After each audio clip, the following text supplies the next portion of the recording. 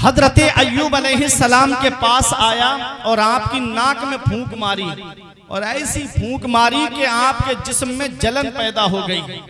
अल्लाह रब्बुल इज्जत ने फरमाया, आंख, मुंह, कान, दिल, अक्ल, इसके अलावा तू उनके जिस्म का जो चाहे वो कर सकता है।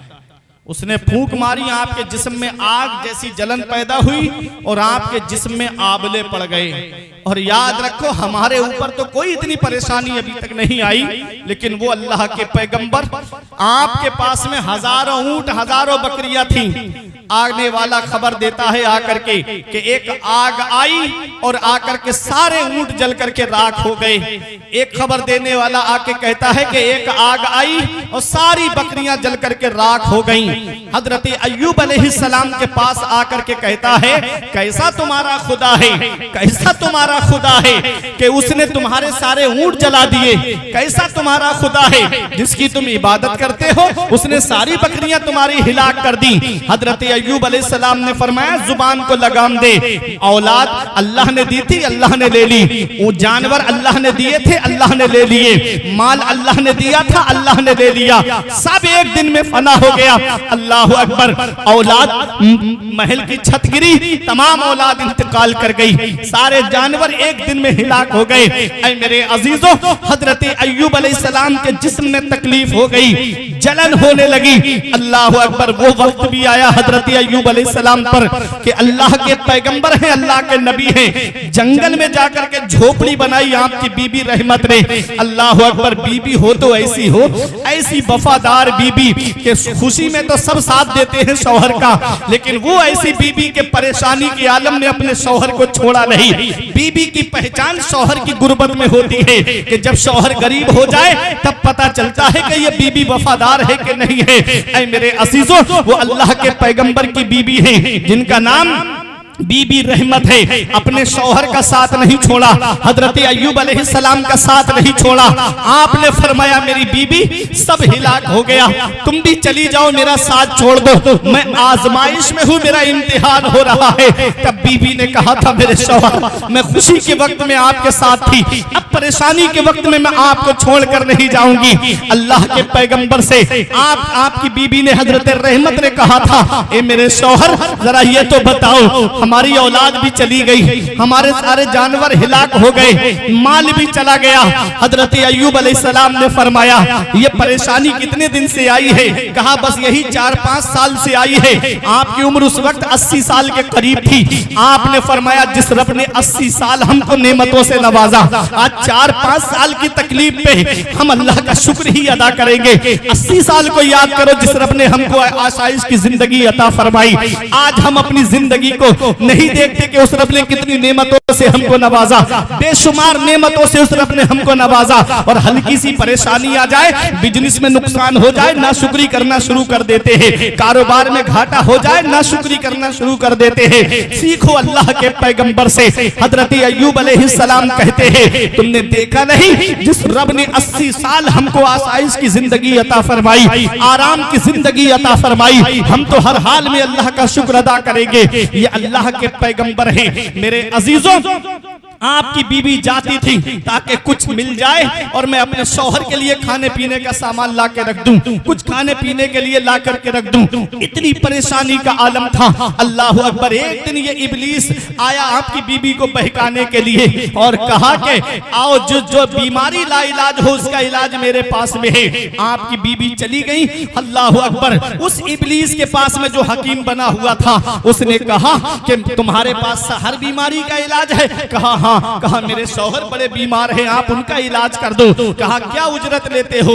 कहा कि उजरत कुछ नहीं है, तेरे शौहर का इलाज तो बहुत आसान है। कहा, क्या? कहा कि एक जानवर ज़िबा करना और उसको मेरे नाम पे ज़िबा करना और एक सजदा मुझे करा देना, तेरा शौहर ठीक हो जाएगा।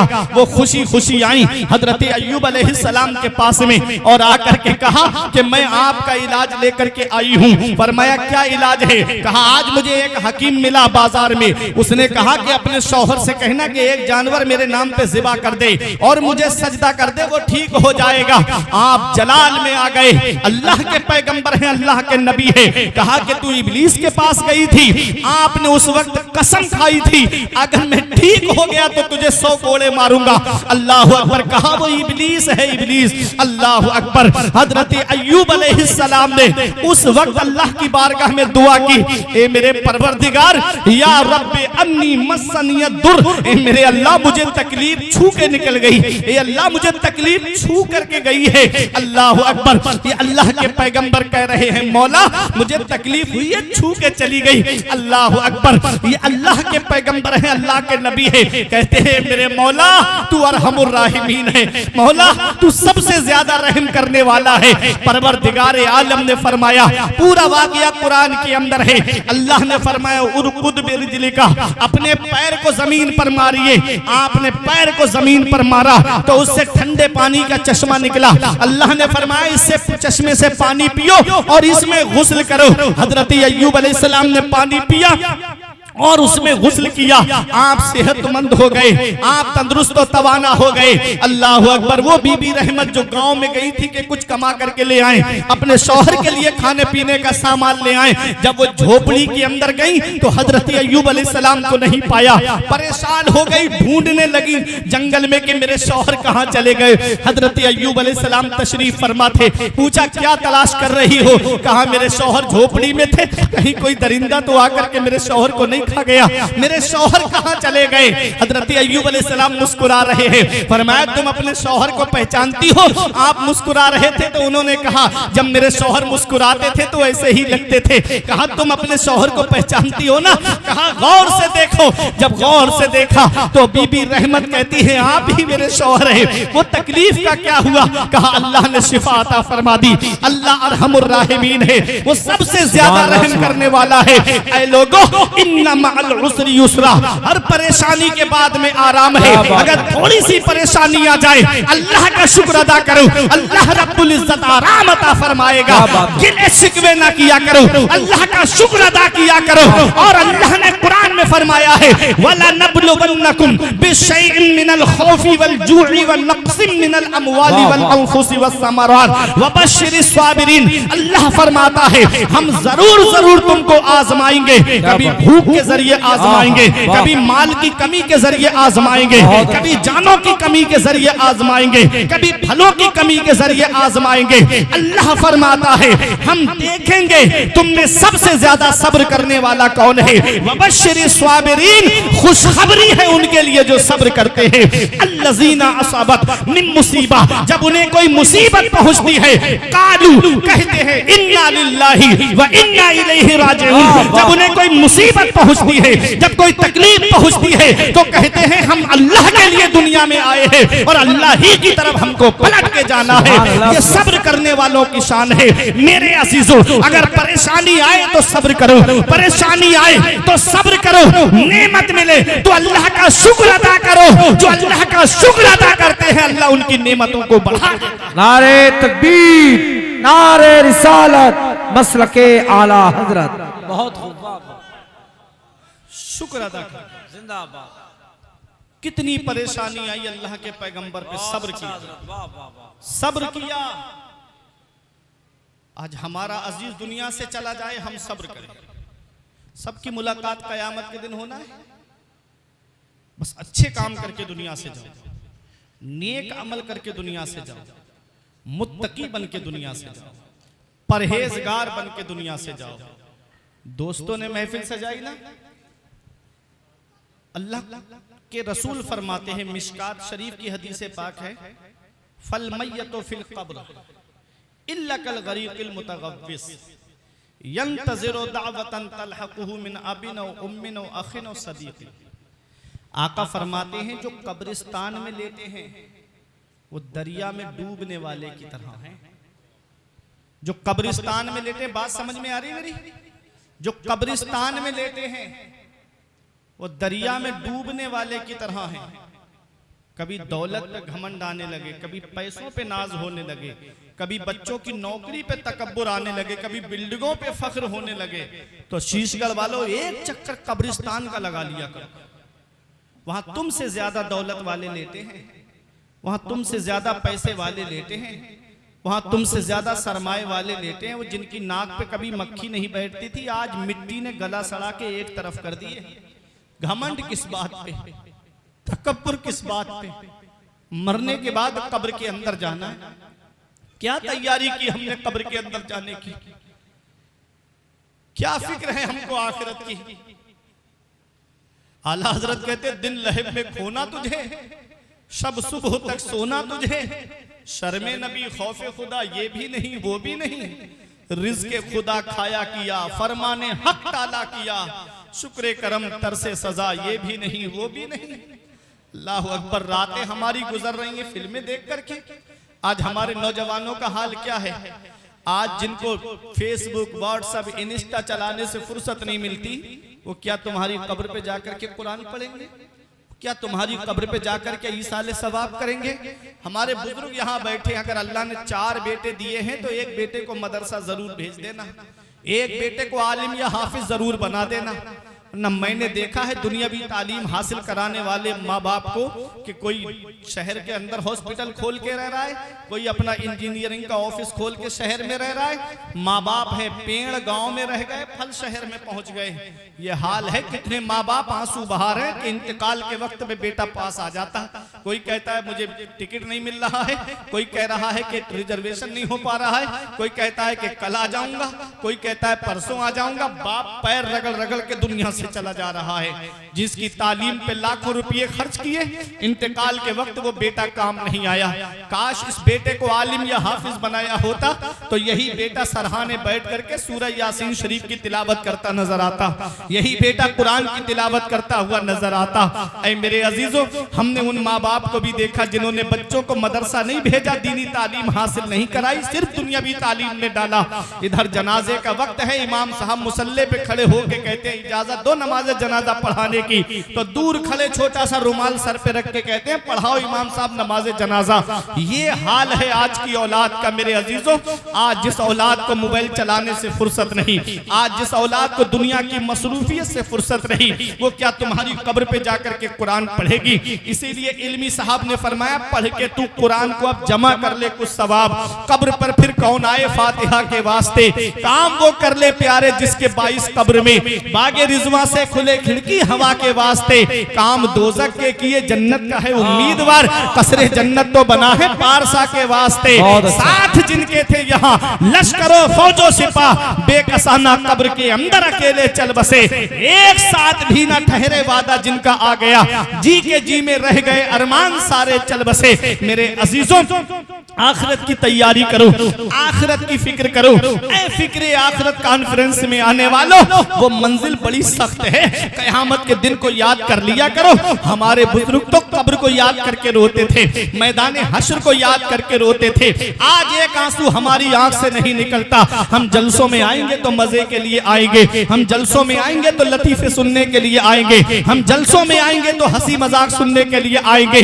कब तक लतीफे सुनते रहोगे, कब तक हंसी मजाक सुनते रहोगे? मरने के बाद कब्र के अंदर जाना है मेरे अजीजों। उस कब्र की काली कोठरी की तैयारी करो। वो कब्र जो कीड़े मकोड़ों का घर है, वो कब्र जो तन्हाई का घर है, वो कब्र जो वहशत का घर है, वो कब्र जिसमें अंधेरा ही अंधेरा होगा। वहां कोई टार्च नहीं लगी होगी, वहां कोई इन्वेटर नहीं लगा होगा, वहां कोई रोशनी का इंतजाम नहीं होगा। क्या तैयारी की हमने कब्र के अंदर जाने की? आज जिस दोस्त को 40 दिन पहले अपने कांधे पे उठा करके कब्रिस्तान छोड़ करके आए, एक दिन आएगा कि हमको भी 4 लोग कब्रिस्तान लेकर के जाएंगे। आज जो बदन पे लिबास है, उस बदन से लिबास को उतारा भी नहीं जा रहा है, कैंची से काट करके उतारा जा रहा है। मेरे अजीजों, आज जैसे उनको 40 दिन पहले गुस्ल दिया गया, एक दिन हमको भी ऐसे ही गुस्ल दिया जाएगा। कफन पहना करके घर वालों से कहा जाएगा आखिरी बार अपने अजीज का चेहरा देख लो। भाई से कहा जाएगा भाई का चेहरा देख लो, बाप से कहा जाएगा औलाद का चेहरा देख लो, बहनों से कहा जाएगा भाई का चेहरा देख लो, बीबी से कहा जाएगा शौहर का चेहरा देख लो। आज के बाद ये चेहरा दिखाई नहीं देगा। ऐ मेरे अजीजों, 4 लोग उठा करके कब्रिस्तान लेकर के जाएंगे और कब्र के अंदर काली कोठरी में रख दिया जाएगा। क्या तैयारी की उस काली कोठरी की? 2 फरिश्ते आएंगे, एक का नाम मुनकर है, एक का नाम नकीर है, और आ करके उनके हदीस में है ऐनाने अर्ज़कान, उनकी आंखें नीली होंगी, डरावनी होंगी, नाखून से चीरते हुए आएंगे और झंझोड़ करके उठाएंगे और कहेंगे मर रब्बो का, तेरा रब कौन है, माँ दीनों का तेरा दीन क्या है, माँ तक़ूलु फी हक़्क़ि हाज़ा रजुल, इनके बारे में तू दुनिया में क्या कहता था।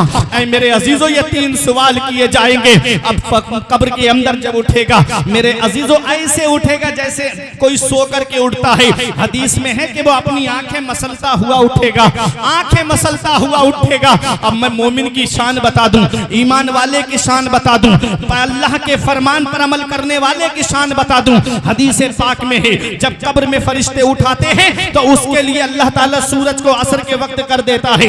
जब वो उठता है तो देखता है कि सूरज गुरूब होने वाला है। इधर फरिश्ते कहते हैं मर रब्बो का, तेरा रब कौन है, माँ दीनों का तेरा दीन क्या है। वो सूरज को देख रहा होता है कि सूरज डूबने वाला है, कहता है खल्लू, मेरा रास्ता खाली कर दो, आना उसल्ली, मैं नमाज पढ़ूंगा, सूरज डूबने वाला है, मैंने असर की नमाज नहीं पढ़ी है, मेरा रास्ता खाली करो, मुझे असर की नमाज पढ़नी है। अब मुझे बताओ शीशगढ़ वालों, ये कौन कहेगा? वो कहेगा जो जुमे की नमाज छोड़ देता है लेकिन क्रिकेट खेलना नहीं छोड़ता। क्या ये वो कह पाएगा जो फिल्में देखना नहीं छोड़ता, नमाजें छोड़ देता है? क्या ये वो कह पाएगा कब्र के अंदर जो IPL देखना नहीं छोड़ता और रब के सजदे छोड़ देता है, अल्लाह की इबादत छोड़ देता है? क्या मेरी वो माँ बहनें कह पाएंगी जो टीवी का सीरियल देखना नहीं छोड़ती और नमाजें छोड़ देती है, जो फिल्में देखना नहीं छोड़ती और अल्लाह की इबादत छोड़ देती है? क्या कब्र में वो लोग कह पाएंगे? ये वही कह पाएगा जिसका दिल मस्जिद में लगा रहता है, जिसका दिल अल्लाह की इबादत में लगा रहता है, जो अजान सुन करके मस्जिद की तरफ आता है। ये वो कहेगा कि फरिश्तों हट जाओ, मुझे नमाज पढ़ लेने दो। यहीं पर हदीस मुकम्मल हो जाती है। मुफ्ती अहमद यार खान नईमी फरमाते हैं फिर फरिश्ते उससे सवाल नहीं करते, फरिश्ते चले जाते हैं, कहते हैं सो जा, जैसे दुल्हन सोती है उसे सुला दिया जाता है और कहा जाता है कि इसको अब जगाने कोई नहीं आएगा, इसको क़यामत के दिन ही जगाया जाएगा। ये किसके लिए कहा जाएगा? जो अल्लाह की इबादत करता होगा, जो रब के फरमान पे अमल करता होगा, जो रसूल के फरमान पे अमल करता होगा। मेरे अजीजों, अल्लाह के फरमान पे अमल करके जाओ, रसूल के फरमान पे अमल करके जाओ, बुजुर्गों की सीरत पे अमल करके जाओ और ये कहते हुए जाओ कि या रसूल अल्लाह, बुलबुल से बहरहाल नशे मन न छूटेगा, पर के तपा के खौफ से गुलशन न छूटेगा, माहौल गर्चे अपने मुआफी किए नहीं है सरकार, मगर आपका दामन न छूटे। नारे तकबीर, नारे रिसालत, मसलके आला हजरत, उलमाए अहले सुन्नत। सरकार मगर आपका दामन न छूटेगा। मुत्तकी बन के जाओ, परहेजगार बन के जाओ। मैंने हदीस पढ़ी फल मैयत फिल कब्र, कब्रिस्तान में जो लेटे हैं आका फरमाते हैं वो दरिया में डूबने वाले की तरह हैं।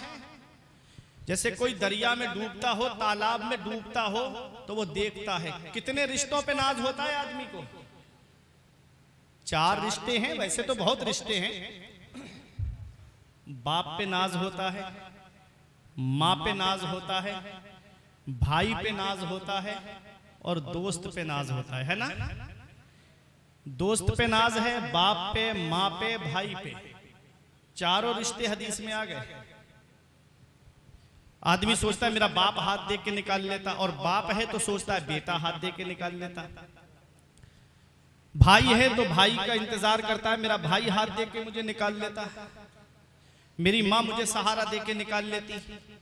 माँ डूब रही है तो बेटा सहारा दे के निकाल लेता। दोस्त डूब रहा है तो दोस्त सहारा दे के निकाल लेता। अब देखो हदीस में आका ने क्या फरमाया, जो कब्रिस्तान में लेटे हैं वो दरिया में डूबने वाले की तरह हैं। यंतज़िरो दावतन, वो इंतजार कर रहे हैं।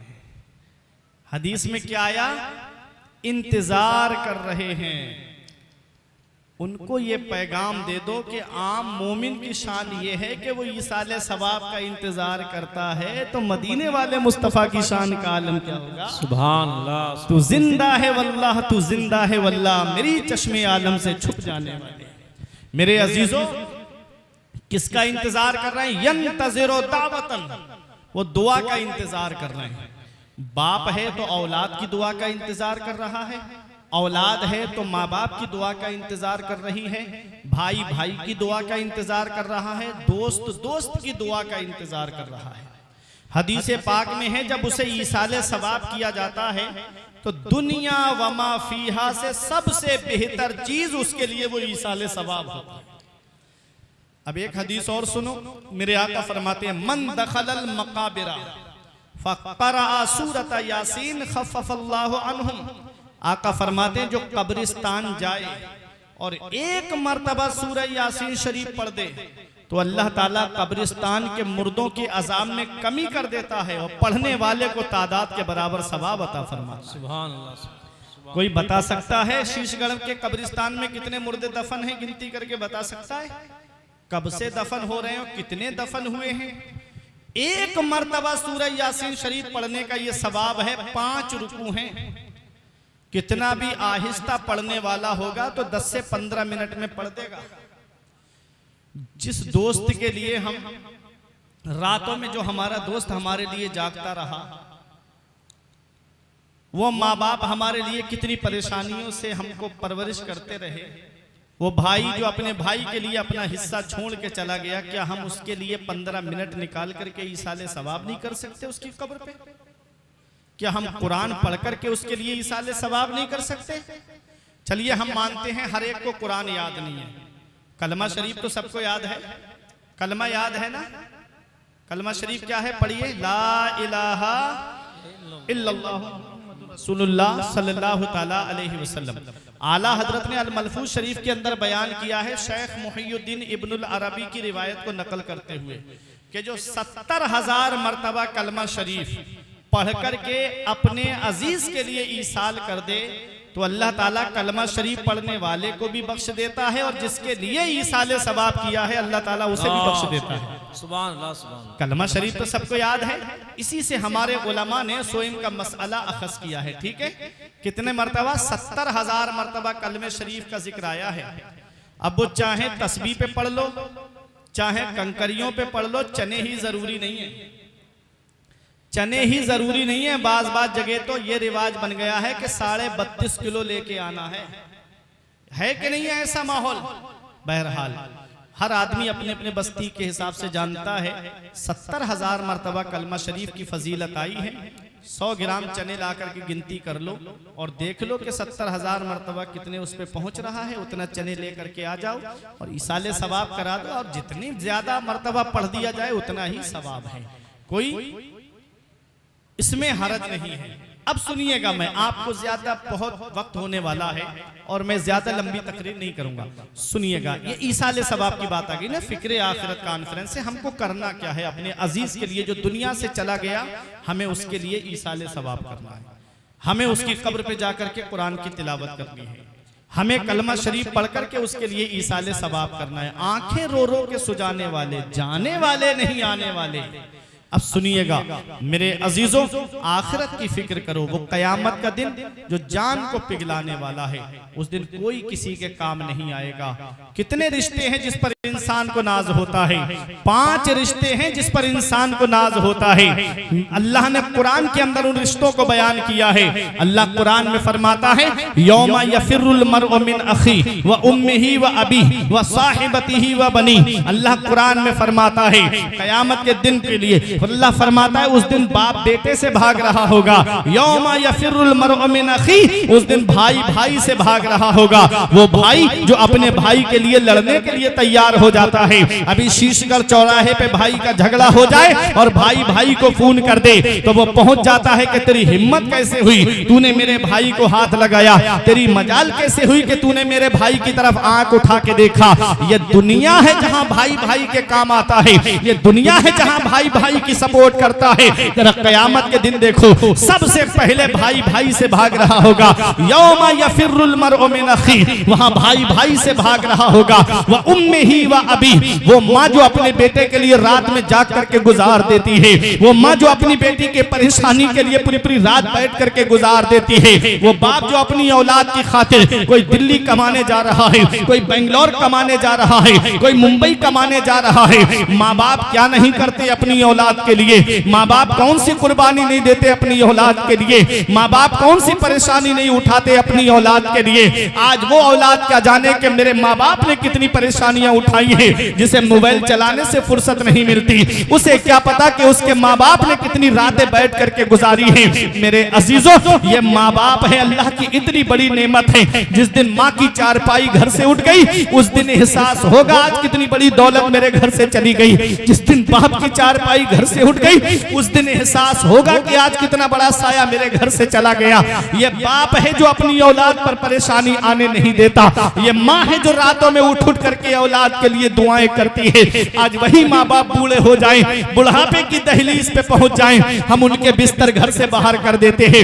आज हम बिल्डिंगों में रहे, एसी रूम में रहे, और माँ बाप हैं कि तीनों झोपड़ियों में रह के अपनी जिंदगी को गुजारे। क्या इस दिन के लिए बाप ने औलाद को जवान किया था? क्या इस दिन के लिए बाप ने औलाद को पाला था? क्या इस दिन के लिए बाप ने आलिमों से, पीरों से दुआएं कराई थी? मेरे अजीजों, ये माँ बाप है अल्लाह की बहुत बड़ी नेमत है। आओ मैं आपको बताता हुआ चलूं।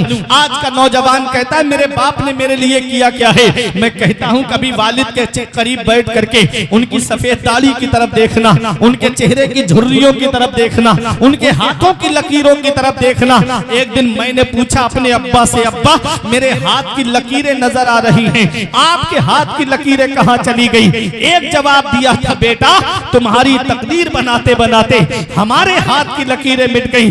बाप क्या नहीं करता अपनी औलाद के लिए? बाप कौन सी कुर्बानी नहीं देता अपनी औलाद के लिए? हमारे बुजुर्गों ने कहा बाप आंगन में लगे हुए पेड़ की तरह होता है। जब शिद्दत की गर्मी पड़ती है, जब शिद्दत की धूप पड़ती है, आदमी पेड़ के नीचे कुर्सी डाल के बैठ जाए सुकून मिल जाता है, पेड़ के नीचे चारपाई बिछा के बैठे आराम मिल जाता है। हमारे बुजुर्गों ने कहा बाप आंगन में लगे हुए पेड़ की तरह होता है। पेड़ के पत्ते ऊपर से गर्म होते हैं, नीचे बैठने वाले को छांव पहुंचाते हैं। बाप सारी परेशानी अपने ऊपर ले लेता है, लेकिन अपनी औलाद तक परेशानी पहुंचने नहीं देता। आज वही औलाद जवान हो गई, 4 पैसे क्या कमाने लगी, उसने माँ बाप का बिस्तर घर से बाहर कर दिया। माँ बाप है कि ईद के मौके पे इंतजार करते, काश मेरा बेटा मुझे नए कपड़े ला करके दे देता। बकरा ईद के मौके पे इंतजार करते, काश किसी बेटे के घर से मेरे लिए कुर्बानी का गोश्त आ जाता। ये बेटा है कि अपनी जिंदगी में मशगूल है। ऐ मेरे अजीजों, मौलाना रूम फरमाते पहली मोहब्बत है माँ बाप की जो दुनिया में बदला मांगती है। अगर तुमने अपने माँ बाप के साथ भलाई की तो तुम्हारी औलाद तुम्हारे साथ भलाई करेगी। अगर तुमने अपने माँ बाप के साथ भलाई नहीं की तो बुढ़ापे में ये उम्मीद लगा के मत बैठना कि तुम्हारी औलाद तुम्हारा सहारा बन जाएगी।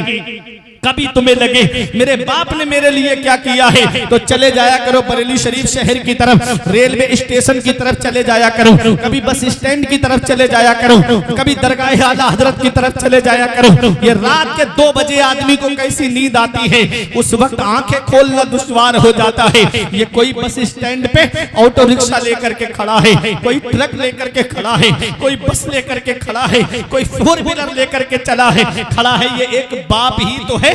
बेटा तो मोबाइल चला के रात में सो गया, बाप है कि जान हथेली पे लेके रोड पे गाड़ी लेकर के खड़ा है ताकि 4 पैसे जमा हो जाए, मेरी औलाद के खर्चे में काम आएंगे, मेरी औलाद की पढ़ाई में काम आएंगे, मेरी औलाद की तालीम में काम आएंगे। ऐ नौजवानों, ये ऑटो रिक्शा चलाने वाला एक बाप है, ये बस चलाने वाला एक बाप है, ये ट्रक चलाने वाला एक बाप है, ये दिल्ली कमाने जाने वाला एक बाप है, ये बेंगलोर कमाने जाने वाला एक बाप है, ये मुंबई कमाने जाने वाला एक बाप है, ये हैदराबाद कमाने जाने वाला एक बाप है, ये 3-3 साल के लिए सऊदी, दुबई, कतर कमाने जाने वाला एक बाप है।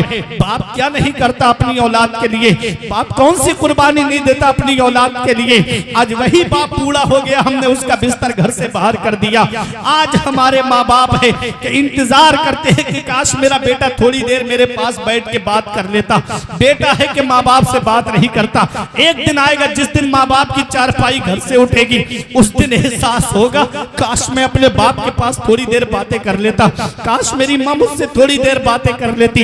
ऐ नौजवानों, हर चीज गूगल पे नहीं मिलेगी, हर चीज सोशल मीडिया पे नहीं मिलेगी, हर चीज इंस्टा पे नहीं मिलेगी, हर चीज फेसबुक और यूट्यूब पे नहीं मिलेगी। कुछ जिंदगी जीने के तरीके माँ बाप के पास बैठने से मिलते हैं, कुछ जिंदगी जीने के सलीके माँ बाप के पास बैठने से आते हैं। इस वक्त के बारे में तो सोचा भी न था। बेटों से बुढ़ापे में हुई खत्म रसाई, घर बार तो बांट लिए शौक से फुरकान, हिस्से में किसी के मगर मां नहीं आई, वक्त ठुकरा देगा एक दिन मेरी सारी ये कुर्बानियां, दामने उम्मीद में फकत नाकामियां रह जाएंगी। शादियों के बाद तो बेटे अलग हो जाएंगे, बाप के हाथों में फकत बैसाखियां रह जाएंगी। बुढ़ापा क्या जवानी क्या, ये बचपन बांट लेते हैं, न होकर दिल में गुंजाइश तो आंगन बांट लेते हैं। नहीं मंजूर हिस्से में किसी बेटे को अपनी माँ, मगर आपस में बूढ़ी माँ के कंगन बांट लेते हैं। बहुत खूब हजरत, सुभान अल्लाह, नारे तकबीर।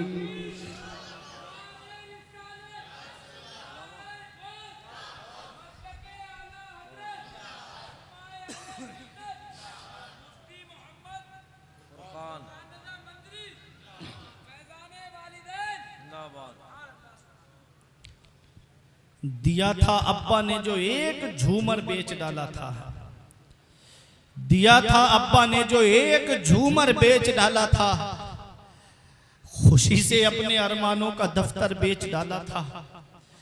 दिया था अब्बा ने जो एक झूमर बेच डाला था, खुशी से अपने अरमानों का दफ्तर बेच डाला था। बुलंदी मिल गई तो भूल बैठे हैं वही बेटे, कभी जिनके लिए अम्मी ने जेवर बेच डाला था। बुलंदी मिल गई तो भूल बैठे हैं वही बेटे, कभी जिनके लिए अम्मी ने जेवर बेच डाला था।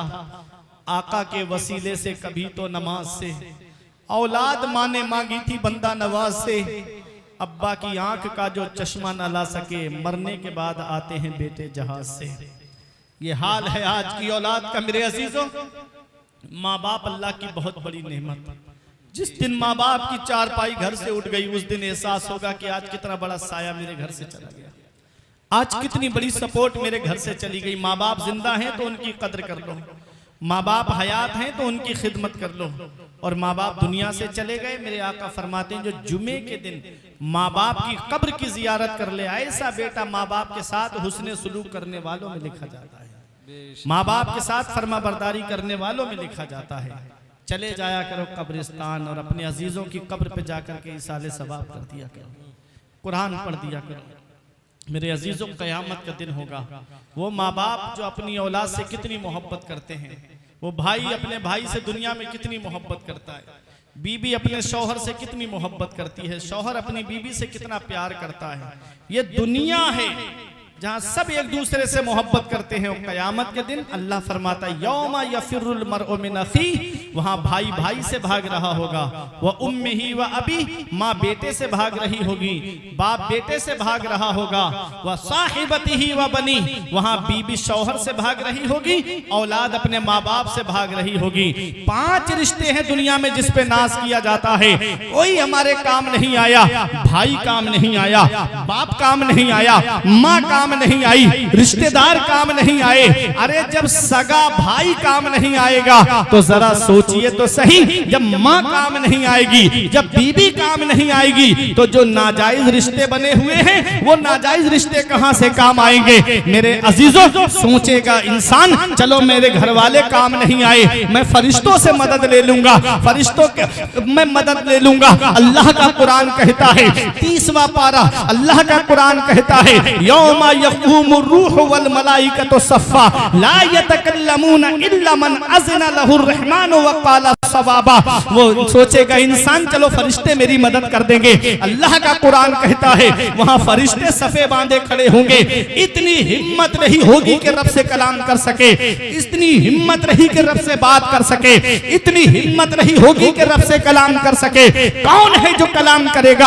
आदमी सोचेगा चलो फरिश्तों ने मदद नहीं की, घर वालों ने मदद नहीं की, मैं नबियों से मदद ले लूंगा। हदीस पाक की रोशनी में सुनो, हजरत आदम के पास आएंगे, आप फरमाएंगे इज़हबू इला गैरी। हजरत इब्राहिम के पास आएंगे, आप कहेंगे इज़हबू इला गैरी। इला आखिर हजरत ईसा अलैहिमुस्सलाम के पास आएंगे, कहेंगे आप हमारी मदद कर दो, फरमाएंगे इज़हबू इला गैरी, मेरे अलावा किसी और के पास चले जाओ। ऐ लोगों, ना बाप काम आया, ना माँ काम आई, ना भाई काम आया, ना रिश्तेदार काम आए, ना फरिश्तों ने मदद की। नबियों ने फरमाया हमारे अलावा किसी और के पास पास चले जाओ, इल्ला मन अज़िना लहुर रहमान व क़ाला सवाबा, वो कौन है जिसे रहमान इजाजत देगा, वो कौन है जिसे अल्लाह बात करने की इजाजत देगा। तो सुनो, सब में इन्हें कहेंगे कि हमारे अलावा किसी और के पास जाओ, वो कौन है जो हमारी मदद करेगा। चलो बरेली की सरजमीन पर इमाम इश्क व मोहब्बत पुकार के कहते हैं, या रसूल अल्लाह, सबने सफे महशर में ललकार दिया हमको, सबने सफे महशर में ललकार दिया हमको, ऐ बेकसों के आकाब तेरी दुहाई है, फिर के गली गली तबाह ठोकरें सबकी खाएं क्यों, दिल को जो अक्ल दे खुदा तेरी गली से जाए। बहुत अच्छा, सुभान अल्लाह, सुभान। किसने हमारी मदद की, कौन हमारे काम आया। ऐ लोगों, अपना रिश्ता नबी की चौखट से मजबूत करो, अपना रिश्ता नबी की बारगाह से मजबूत करो। जहां भाई भाई के काम नहीं आता, माँ बेटे के काम नहीं आती, बाप बेटे के काम नहीं आता, दोस्त दोस्त के काम नहीं आता, रिश्तेदार रिश्तेदार के काम नहीं आते हैं, वहां मदीने वाले मुस्तफा अपने गुलामों के काम आते हैं, अपने आशिकों के काम आते हैं, अपने चाहने वालों के काम आते हैं। मेरे इमाम ने कहा, जब आका आएंगे, आका आएंगे तो इस शान से तशरीफ लाएंगे कि पेशे हक मुज्दा शफाअत का सुनाते जाएंगे, पेशे हक मुज्दा शफाअत का सुनाते जाएंगे, आप रोते जाएंगे, हमको हंसाते जाएंगे। बहुत अच्छा, सुभान अल्लाह। आप रोते जाएंगे, हमको हंसाते जाएंगे, लो वो आए मुस्कुराते हम असीरों की तरफ, लो वो आए मुस्कुराते हम असीरों की तरफ, खिर मने इसिया पे अब बिजली गिराते जाएंगे। असीर कहा आला हजरत ने, आप देखोगे किताबें पढ़ोगे तो फकीर लिखा पूरी जिंदगी अपने आप को, फकीर अहमद रजा, फकीर अहमद रजा। और शेर में कहा असीर, असीर कैदी। आपने देखा होगा जब किसी को पुलिस पकड़ के ले जाती है, कैदी को तो हाथ में हथकड़ी होती है नहीं, और ज्यादा बड़ा मुजरिम है तो पैर में बेड़ियां भी डाल दी जाती है, कभी कभी गले में तोक भी डाल दिया जाता है। जितना बड़ा उसका गुनाह होता है उतनी ही बड़ी उसकी सजा होती है ना। असीर कैदी को आपने देखा, हमारे छोटे छोटे गुनाह नहीं थे, ढेर था गुनाहों का। खिरमन, गेहूं खंदवाने से पहले ढेर लगाया जाता है कि नहीं लगाया जाता है, वो पूरा खिरमन होता है। अगर वो जल जाए तो आदमी क्या कहता है, उसका खिरमन जल गया, खिरमन राख हो गया। आला हजरत अजीमुल बरकत के शेर को समझिएगा, लोगों आए मुस्कुराते हम असीरों की तरफ। आका आएंगे तो ये नहीं फरमाएंगे कि इसकी हथकड़ी खोलो। अरे यहाँ पर सबसे बड़ा ओहदा प्रधानमंत्री का है नहीं है, हिंदुस्तान में हम रह रहे हैं, कोई प्रधानमंत्री का करीबी आदमी हो और उसको हथकड़ी लगा दी जाए तो क्या कहेगा वो कि इसको किसकी हिम्मत हुई हथकड़ी लगाई, खोलो। अब खोलने के लिए चाबी ढूंढी जाएगी कि नहीं ढूंढी जाएगी, अंदर किसने हथकड़ी लगाई है उसके पास चाबी है, उसको 1-2 मिनट तो लग जाएगा। ये कोई ओहदा है, ये कोई ओहदा है कि 1-2 मिनट लग गया। हमारे नबी की शान देखो, आका ये नहीं फरमाएंगे कि किसने हथकड़ी लगाई। आला हजरत कहते हैं कि लोगों आए मुस्कुराते हम असीरों की तरफ, खिर मने सिया पे अब बिजली गिराते जाएंगे। सिर्फ निगाह उठेगी आका की, सारे गुनाहों का खिरमन जल करके खराब हो जाएगा। और जब गुनाहों का ढेर जल गया तो खुशी से आला हजरत कहते हैं फिर तो पाए कूबा पुल से गुजरेंगे तेरी आवाज पर। पाए कूबा, कूबा कोफ्तन मजदर कूटना से, अब डरते हुए नहीं गुजरेंगे पुल सिराज से, अब तो पैर मारते हुए गुजरेंगे। पाए कूबा पुल से गुजरेंगे तेरी आवाज पर, रब्बे सल्लिम की सदा पर वजद लाते जाएंगे, पेशे हक मुज्दा शफाअत का सुनाते जाएंगे। आप रोते जाएंगे, हमको हंसाते जाएंगे, आप रोते जाएंगे, हमको हंसाते जाएंगे। तो रिश्ता नबी की बारगाह से मजबूत करो, रिश्ता नबी की चौखट से मजबूत करो। कब्र में जब घर वाले छोड़ के आ जाते हैं तो आका काम आते हैं, मदीने वाले मुस्तफ़ा काम आते हैं, नबी अपने गुलामों के काम आते हैं। कब्र में सरकार आए तो मैं कदमों पे गिरूं, जब फरिश्ते मुझे उठाएं तो मैं उनसे यूं कहूं अब तो पाए नाज से मैं आए फरिश्तों क्यों उठूं, मर के आया हूं यहाँ इस दिलरुबा के वास्ते। बहुत अच्छा। कब्र की नींद से उठना कोई आसान न था, हम तो महशर में उन्हें देखने आए हुए हैं, हम तो अपने नबी का दीदार करने आए हैं। या अय्युहल इंसान, ऐ इंसान, मा गर्रका बिरब्बिकल करीम, कर्म करने वाले रब से तुझे किस चीज ने धोखे में रखा। अल्लज़ी खलक़का फसव्वाका फअदलक, वो अल्लाह है जिसने तुझे पैदा किया तो तेरे अंदर कोई कमी नहीं रखी, बराबर इंसाफ फरमाया। पैर दिए तो छोटे बड़े नहीं दिए, बराबर पैर दिए। हाथ दिए तो छोटा बड़ा हाथ नहीं दिया, बराबर हाथ अता फरमाए। आंखें दी तो कम ज्यादा देखने वाली नहीं, बराबर देखने वाली आंखें अता की। कान अता फरमाए तो कम ज्यादा सुनने वाले नहीं दिए, बराबर सुनने वाले कान अता फरमाए। अल्लाह फरमाता है अल्लज़ी खलक़का फसव्वाका फअदलक, तो अल्लाह है जिसने तुझे पैदा किया तो तेरे अंदर कोई कमी नहीं रखी, बराबर इंसाफ फरमाया। फी अय्यि सूरतिन मा शाअ रक्कबक, जिस सूरत में चाहा तुझे तरकीब दिया। आदम अलैहिस्सलाम से लेके अब तक, अब से लेके सुबह कयामत तक जितने लोग दुनिया में आए हैं, किसी की सूरत अल्लाह ने डबल पैदा नहीं की, अलग अलग सूरत पे अल्लाह ने पैदा फरमाया। और ऐसा कौन है जो पानी पे सूरत बना दे? है कोई जो पानी पे सूरत बना दे? वो अल्लाह है, वो अल्लाह है। यख़्लुक़ु मा यशा, वो अल्लाह है जो चाहता है वो पैदा फरमाता है। यहबु लिमन यशाउ इनासा व यहबु लिमन यशाउ ज़ुकूर, अल्लाह जिसे चाहता है उसे बेटियां अता फरमाता है, अल्लाह जिसे चाहता है उसे बेटे अता फरमाता है।